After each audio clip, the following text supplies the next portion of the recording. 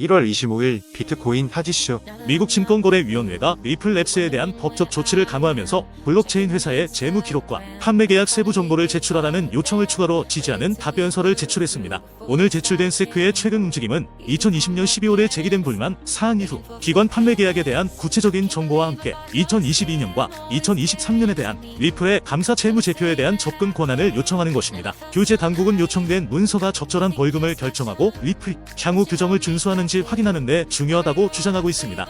특히 리플의 온디맨드 유동성 고객에 초점을 맞추고 있는데 세크는 이 고객이 규정을 준수하지 않는 판매 관행의 대상이 될 수 있다고 의심하고 있습니다. 세크는 정보 요청의 관련성과 시기에 대한 리플의 이해 제기에 대응하기 위해 세크 대 라자라트남 사건과 같은 이전 사례와 법원이 승인한 증거 개시 기간 연장 사례를 들었습니다. 세크는 향후 리플의 기관 판매에 있어 잠재적으로 규정을 준수하지 않을 수 있다고 판단되는 것을 방지하기 위한 전략적 조치로 과거 판매의 적법성에 대해 논쟁하기보다는 금지 명령을 구하고 있습니다. 이러한 접근 방식은 세크가 과거의 조치보다 미래의 규정 준수에 더 관심이 있다는 것을 나타냅니다. 법률 분석가 빌 모건은 리플에 대한 세크의 조치가 리플에 미치는 영향에 대해 설명하며 리플의 ODL 서비스의 핵심인 디지털 통화 XRP에 대한 판매 전략을 재고해야 할 수도 있다고 제안했습니다. 리플의 전략에 중대한 변화가 생기면 ODL 운용에 직접적인 영향을 미칠 수 있습니다. 리플은 증권법 위반에 대한 처벌과 관련하여 이러한 요구의 시기 적절성과 타당성을 주장해왔지만 억지력을 형성하는 데 있어 그 중요성을 강조하는 세크의 강력한 반대에 직면하고 있습니다.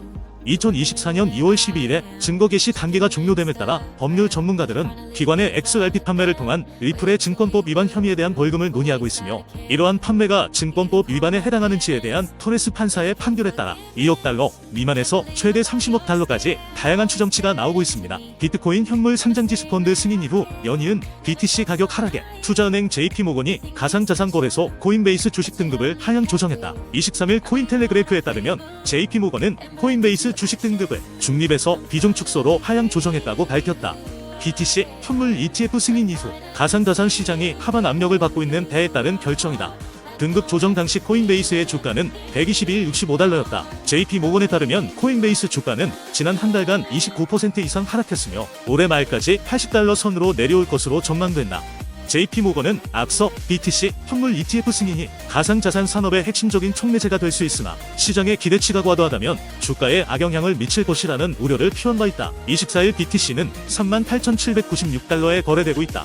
지난 11일 현물 ETF 승인 직후 49,000달러를 넘겼으나 보름 가까이 하락세가 이어지는 모습이다. 제임스 세이파트 블룸버그 ETF 분석가는 BTC 현물 ETF가 출시 일주일 만에 약 7,600만 달러의 순 유출을 기록했다며 유출이 둔화되기는커녕 오히려 증가하는 추세라고 보고했다. 국내 거래소에 상장된 해외 가상자산 프로젝트를 둘러싼 잡음이 끊이지 않고 있다. 이른바 김치코인이라고 불리는 국내 가상자산 프로젝트에 대한 투자자들의 불신이 깊어지면서 거래소의 김치코인 기피 현상이 두드러진 탓이다. 민병덕 더불어민주당 의원실에 따르면 지난해 업비트 원화마켓에 신규 상장된 가상자산은 모두 해외 프로젝트다. 국내에 상장되는 해외 가상자산의 절대적인 수량 자체가 늘어나며 관련 논란도 빈번히 수면 위로 노출되는 모양새다.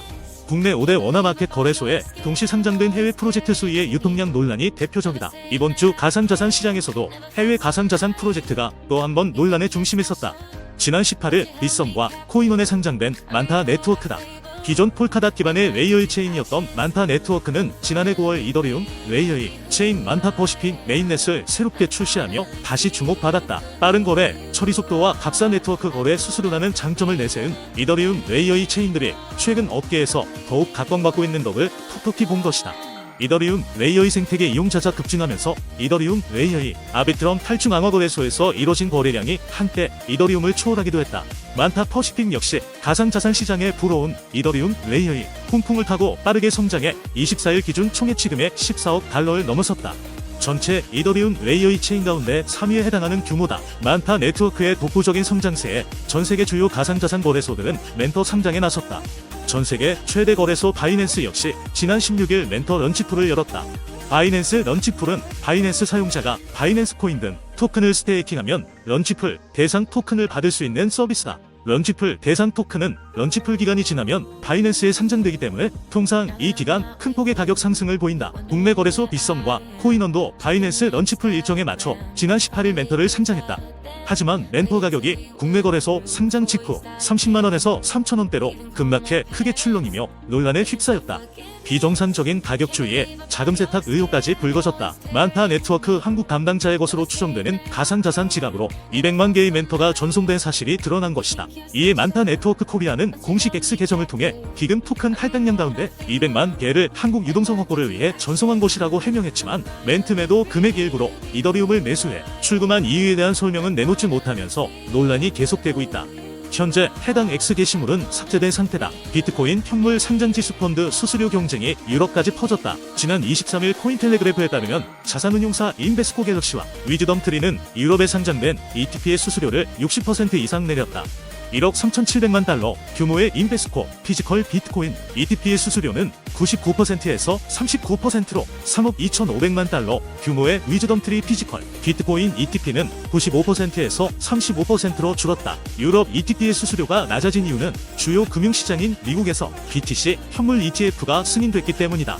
이전까지 유럽의 ETP를 찾았던 미국 투자자는 이달 증권거래위원회가 BTC 현물 ETF를 승인하며 더 이상 해외 가상자산 파생 상품에 눈 돌릴 필요가 없어졌다. 특히 미국의 BTC 현물 ETF는 유럽의 ETP보다 유동성이 높고 단일 거래소에서도 이용할 수 있어 투자자가 쉽게 접근할 수 있다.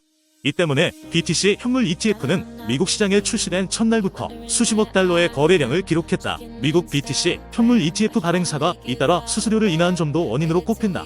게리 벅스턴 인베스코 유럽 ETF 책임자는 파이낸셜 타임스와의 인터뷰에서 미국의 여러 ETF가 수요, 공급의 균형을 찾기 위해 수수료를 낮춘 결과 유럽의 ETP보다 가격이 상당히 낮아졌다고 말했다. 실제 지난 12일 세트가 BTC 현물 ETF를 승인한 직후 블랙록, 아크인베스트, 21쉐어스, 피델리티, 발키리, 비트와이즈, 그레이스케일 등이 수수료 인하 경쟁에 뛰어들었다. 일각에선 BTC 현물 ETF의 수수료 경쟁이 과열되면 수익성 문제로 직결될 수 있다고 우려한다. BTC 현물 ETF를 낮은 수수료로 운용하면 적자가 계속돼 출혈 경쟁으로 이어질 수 있어서다. 다만 스티븐 에클로그 발키리 인베스트먼트 공동 창업자는 BTC 현물 ETF로 수주 동안 운용 상하다 최대 50억 달러가 유입될 것으로 기대돼 낮은 수수료도 감당할 수 있다고 설명했다.